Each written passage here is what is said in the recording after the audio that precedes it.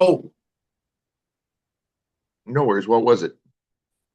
my, I'm going to be starting up a podcast for my book. Can I mention that later on? Of course, heck, yeah, we definitely want to mention that. Oh yeah, because then what I would do is when I do that I would tag, like, I'm trying to work with the guys that do podcasts with, so not to compete with them on their time zones or what have you. But mine will be recorded and put out. Andre the Yeah, Beast is doing mine. So like your audience would watch mine, my audience would watch yours. Like we try to build. It's almost like Jimmy Kimmel and uh, Colbert and all those guys are on each other's late night shows, even though they compete against each exactly. other. It's a But what it does is collaborative it effort. builds an Yeah, audience. Yeah. that's awesome. So I Yeah. mean, if you're on, what days are you usually on when you post it? What day are you usually on? Usually Thursdays and Fridays. Okay, I'm going to try to put mine on a Monday night. That'd be great.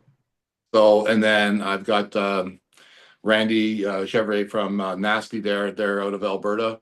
Mhm. He played in the CFL. He's on Tuesday. So I'm just trying to group it up so we don't compete against each other. Yeah, We work Thursdays together be to build our perfect. audience Yeah. up. Yeah, I'll get that because I'm going to post And it. every show that I've been on so far, not bragging, but every show that I've been on has been their highest rated show. Nice. That's Yeah. awesome.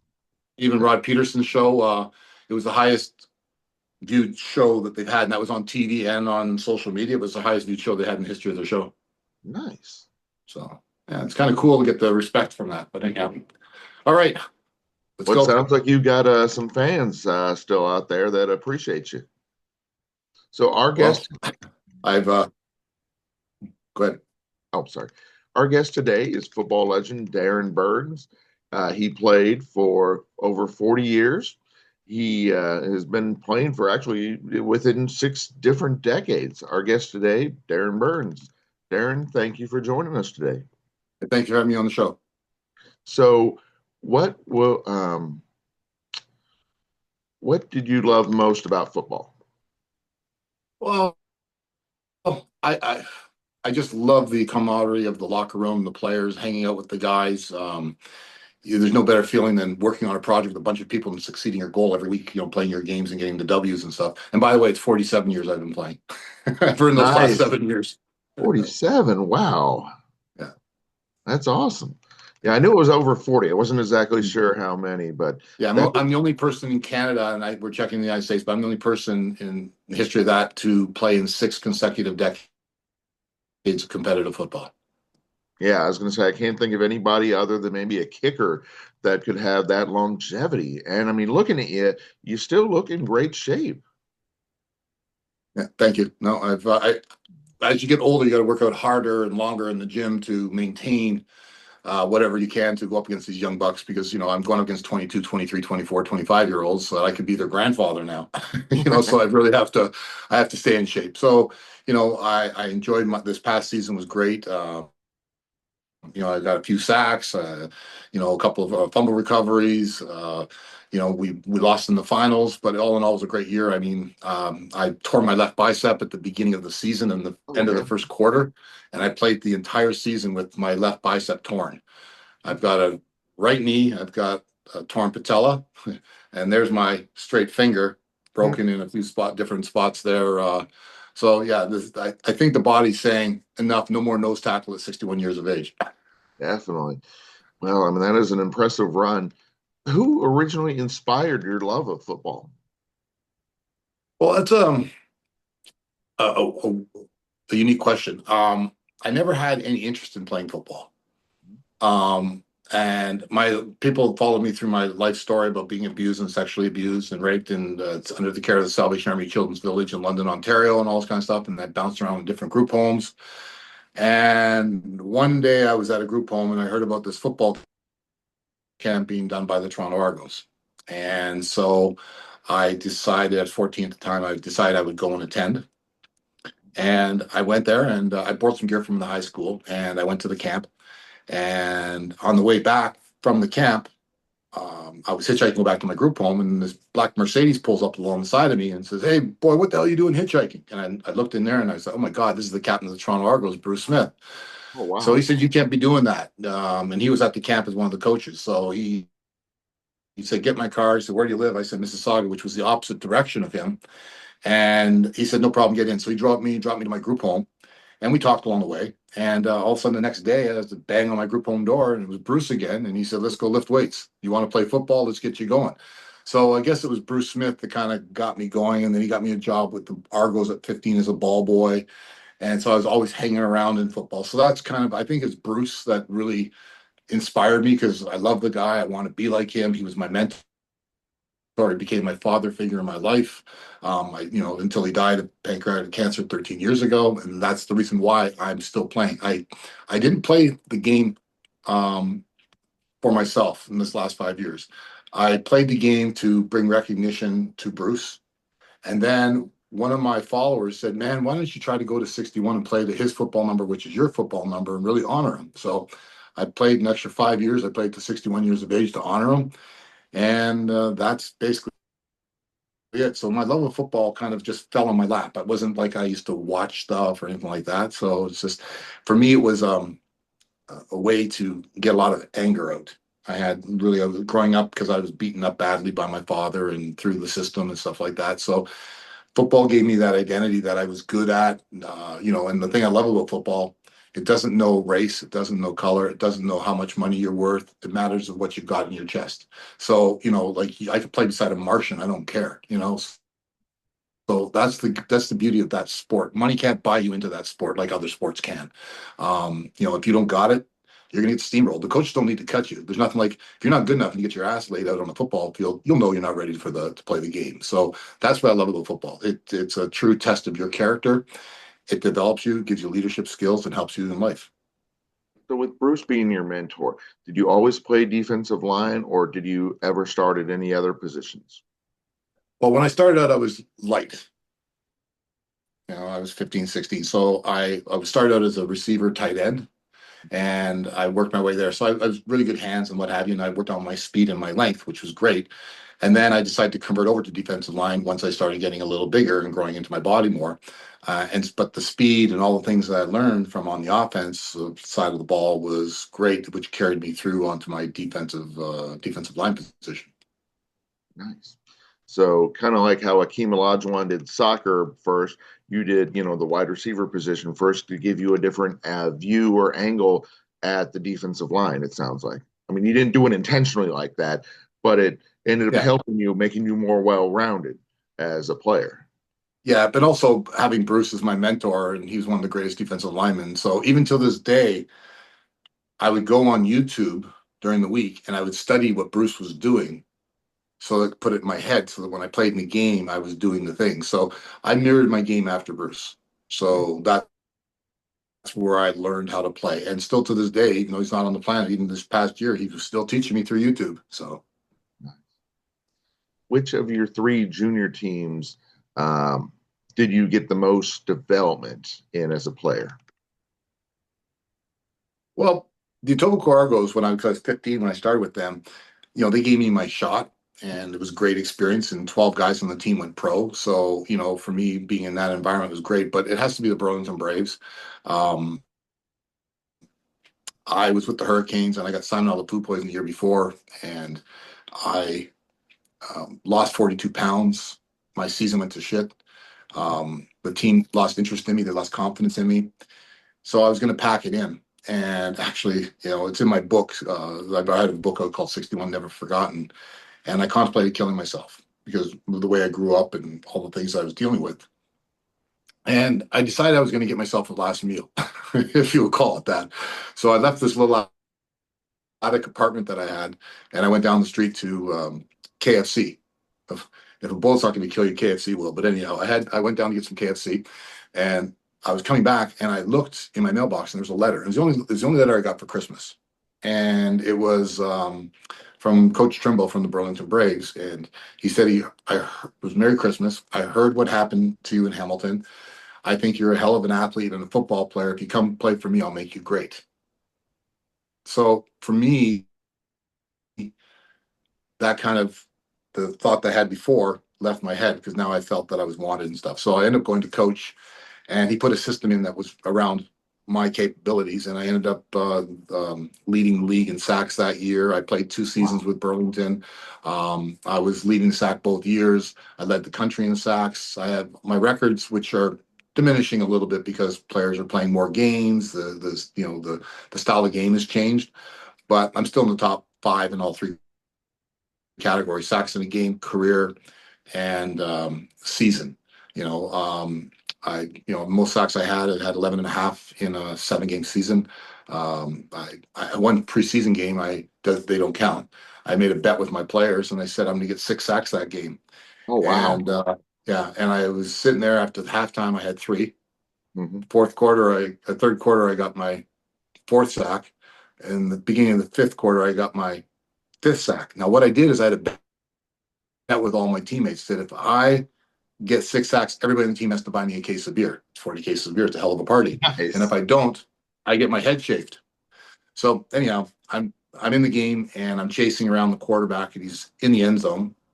So I'm lining him up to get my 6th sack. I got my hands on him.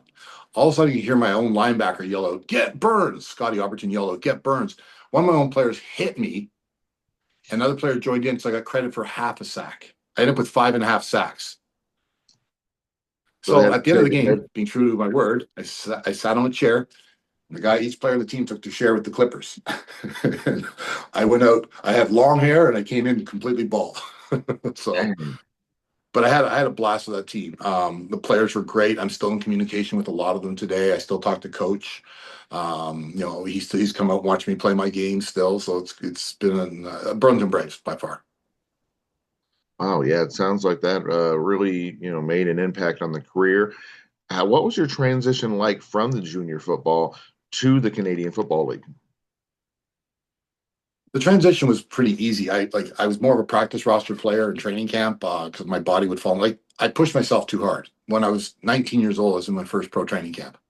Oh, wow. When you're playing defensive line, I was 19 and I turned 20 during training camp. 'Cause my birthday's in that long weekend in May. So your body needs time to develop as a lineman. You cannot go in at 20 years of age, 21 years of age. I don't care who the hell you are because your joints haven't matured enough to handle all that pounding. I was beating up guys that were 10 years older than me, bigger and stronger. Um, so my body just couldn't really sustain the pro career per se. So I would practice, I'd play my junior football and I would practice with the Ticats, and I go to training camp. So I learned how to develop. And then my rights got traded to Montreal. I played in Montreal for a bit there. In '87, the team folded. I made the team, but the team folded, so I had nowhere to go at that moment.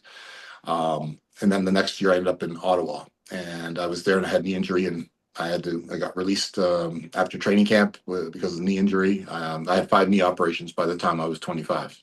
Oh, wow. So it Yeah. sounds like you've been on both sides of the age gap. When you started your career, you're playing against players much older than you, and then of course now you're playing against players much younger than you. Like you said, could even be your grandkids. Yes, I started out being called the kid, Hmm. and then this year I was called Gramps or OG. So it was I've seen the transition of the game. I've seen the equipment. I've seen the mentality. I've seen the different things, and I'm not going to be blowing smoke for the old crowd, but our generation of the '80 football, the '90 football was probably the hardest and toughest. That's when men were really men. Nowadays kids get slivers. They don't want to play. It's this, it's that. It's about how good they look. It's about this, it's about that. They chirp off too much. I've never won a football game with my mouth. And I see a lot of kids today get whiny when the calls don't go their way or if they're getting held or doing this, and back in the old days, we didn't do that. We would wait until the next whistle and we'd knock the shit out of the guy in front of us if that was the guy that did it.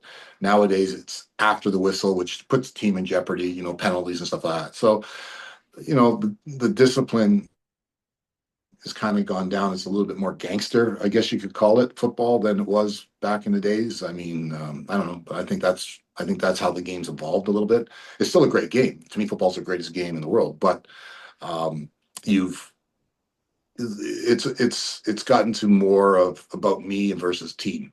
Hmm. So who are some of the legends that you played with over the years? Well, let's see. When I was a ball boy for the Argos, this is a cool story. We had a punt return by the name of Eddie Payton. Mhm. who was in for the 1 year. He was in the NFL. He came up and he was doing punt returns and stuff like that. And he had his brother come to watch him one game, and it happened to be Walter Payton. And I Oh, got to wow. sit. That was my job. My job was to stay with Walter the entire time he was there. Yeah. Make sure that he needed a Gatorade or a pop. So we were up in the press box. So I got to talk to him and ask him questions about things. And he just told me the best thing you can do is, Darin, if you want to be great in this game, you got to work harder than anybody else and never think that you're ever safe. Always work hard. Respect the game. And those are things that I still remember to this day, and that's because of Walter there. Um, let's see, players I've played with Art Schleister, the gambler, Yeah. Ohio State, who got kicked out. I played with Art. I was roommated with Art. Um, Yeah. He was the quarterback for our Miles Garrell, he was the quarterback for the Ohio State Buckeyes, and then he got drafted first overall by the Colts, and then he got kicked out of the NFL for gambling and stuff. But I've never seen a quarterback like him. Love his personality. He was a great guy to hang around with. Just he had a gambling problem, and that Yeah. was his demise. But other than that, he was a great man, great human being. I'd love to talk to the guy. He was awesome. So it's just too bad that that disease got him. Miles Garrell Mhm. was the first guy I ever hit. Blake Mill was a great player. Chris Walby, who I still communicate today, and these are all offensive linemen. These are offensive tackles. They're all like 6'8", 340 pounds. Big men. They're all in the Hall of Fame. Those guys. I really enjoyed playing against those guys and having them as friends.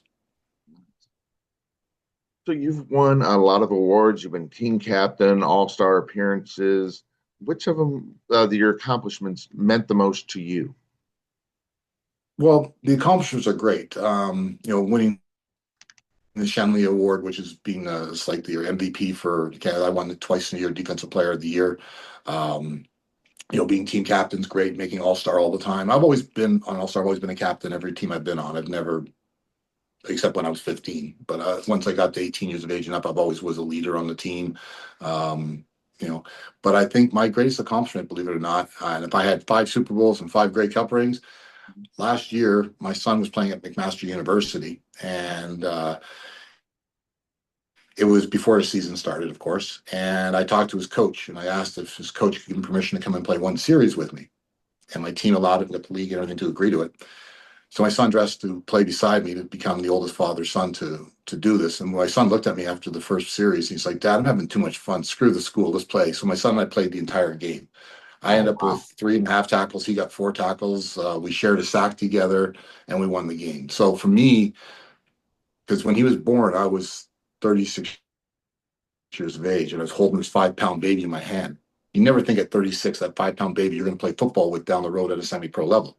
Oh, Well, I wow. got to do that. So for me, that was probably, and if you ask any father out there, that would be the ultimate highlight of your life. If you're a true football guy and you love the game and you played it and you have a son, if anyone says that's not important to you, then they're full of shit, because that to me was the highlight.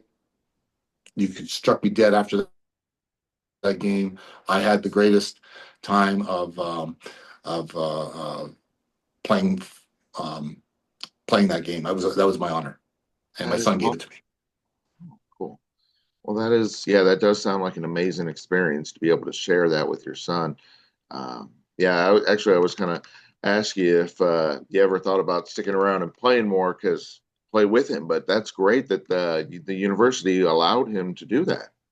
Yeah, I think when you mentioned to play more, my knee just left the room. It's I, I, I think I pushed. I mean, I thought about it. I did get an offer to go out west to play next year, but I've talked to Leo and a few of the guys, and I've proven everything that I need to prove. People said I couldn't do it. Well, I did it.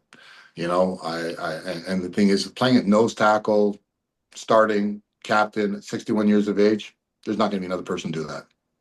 So I have nothing more to prove on the field. As much as I love the game and I want to play, I want to go fishing.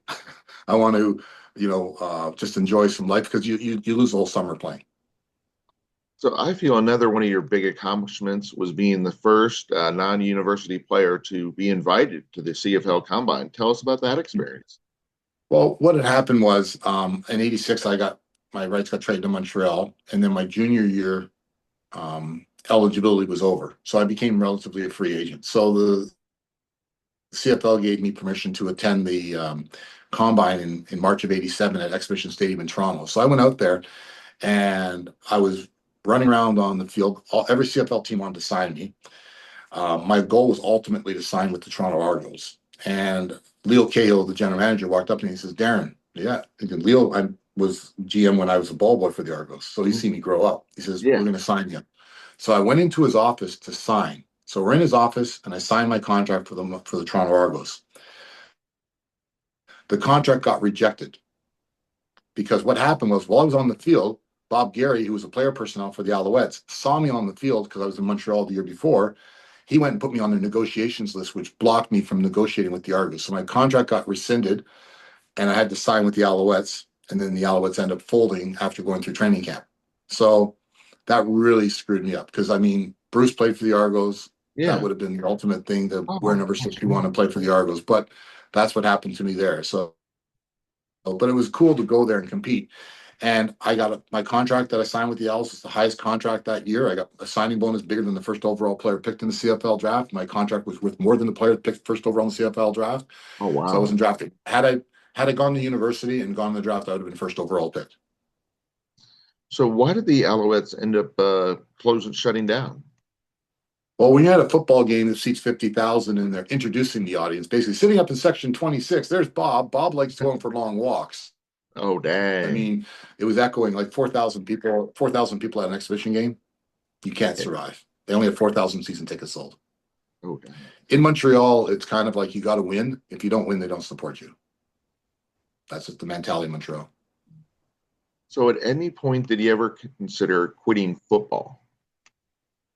When I was 19 and I got sick, that was the only time that I ever thought of it. Other than that, once I got through that moment of my life, you know, I I always see myself as a football player, even till to this day. So no, I that was been the only time because that's when I got sick and the team lost confidence in me. So it seems like you've gotten a lot of great advice over the years and had a lot of great experiences.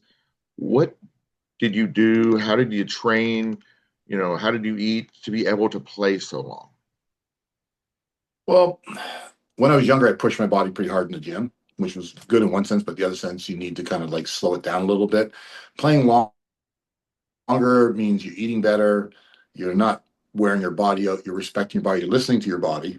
Obviously, I'm not as fast as I used to run a 4.7 540 at 280 pounds. Now I run a 5.6 at 300. I'm 40 years difference, but I can still move. But what I do is I study the game and I use more of my mental focus and preparation and watching the guys I go up against on film to see their tendencies. And then I use my maturity. I use my strength. I'm still pretty strong. I can bench 405 Wow. still. So I use my strength to push them around a little bit, but I can't close the gap as much. So I'm more of an angle pursuit guy. Playing nose has been great. Nose is hard to get sacks, but I average around 4.5, 5 sacks a season at nose tackle. So it's not a bad thing to happen. And a few years ago, I led the league in sacks Nice. at 57. So So, have you considered going into coaching? no, I've coached kids one time in high school. It was great. I had a lot of fun with it, but what ruins it is the parents. And I have no patience for parents intervening and stuff like that. And I'm too direct. So yeah, I would be in the principal's office all the time getting reprimanded for telling parents off and stuff like that because the kids need to learn how to play football, and you don't need to have parents telling what to do all the time. And I've seen them be pretty brutal at the pro level or college level. I thought about it. If there's an opportunity, maybe at a high level, I would. I mean, I know the game probably better than a lot of people playing it for 47 years. I've got different techniques and stuff, but I kind of like want to just sit back and be a fan now. Do my podcast get my book going. I'm setting up a movement to help children that have been abused. Like I was physically raped at the age of 4.5 to 6 years of age, and again at 10 years of age when I was in the care of the Salvation Army.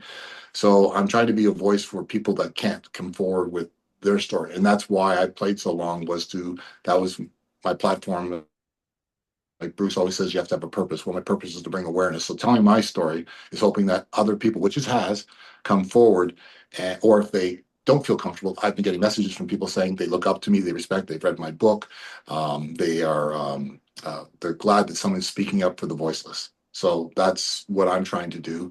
So my podcast is going to be about the damage that it has, the effect it has in the communities. Like if you've never been abused, but you're with somebody that's been abused, or you're a taxpayer, your dollars are going to programs because people think you look at homelessness, jail, drug addiction, and suicide, 80% in any of those categories have been abused. So if a child grows up without roots, in other words, being beaten and abused like I was, how do you expect them to develop to be good citizens growing up unless there's some sort of mention? I met Bruce, and that's what changed my life. He gave me roots and planted me. But a lot of people don't have a Bruce.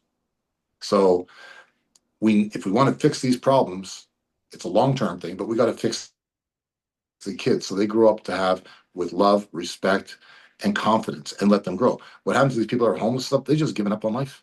They just given up because every time they tried to do something, they got abused, they got shit on. So when that happens to you, you just give up. And now the system pays for it. They start doing drugs because they're bored.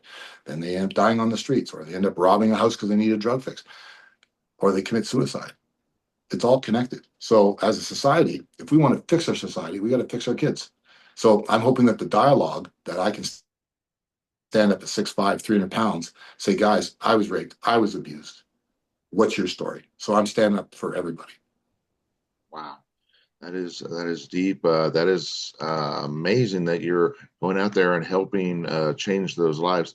Before we let you go, where's the best place to get your book, and where's the best place to find out more about podcasts and other things like that via social media? Yeah, you can get my book through Amazon or Indigo. Just Google 61 Never Forgotten. You can reach me through my Instagram, DarinJ61. My Facebook, Darin Burns, but right now it's currently hacked. Facebook is trying to get that recovered, but just go through my Instagram.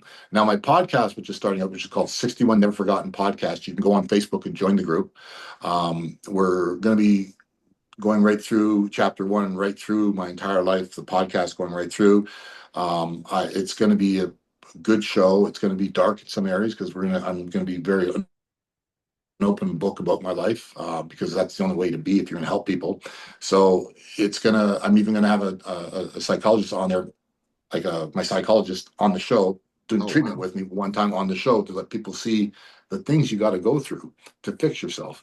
So I'm hoping that after the 22 episodes are done, I'm doing that with Andre the Beast Creighton, he's a producer and he's got his own network. I'm hoping that um, maybe it'll go off into a different direction with men's mental health, a little bit of this, a little bit of that. I don't know where my universe will go from there, but I know that I've got some great stories to tell. And I know it will help a lot of people. So, 61 Never Forgotten podcast, you go to Facebook, you can join it. It's free. It's going to be a blast. It's going to be fun. And if you want to get the book, and if you've been abused, get the book, read it. It'll give you some hope. I got really dark and deep into the book, but there's a lot of positive in there that you're able to spin yourself out. So that, Michael Orr says that we can't help how we're born, but we can make a change in our lives going forward. And I didn't choose my parents, but fate put Bruce in my life, and that's how I ended up being who I am today. So it's about just because we've been shit on as kids doesn't mean we have to be shit on the rest of our lives. And so I just want people to read it, to understand it.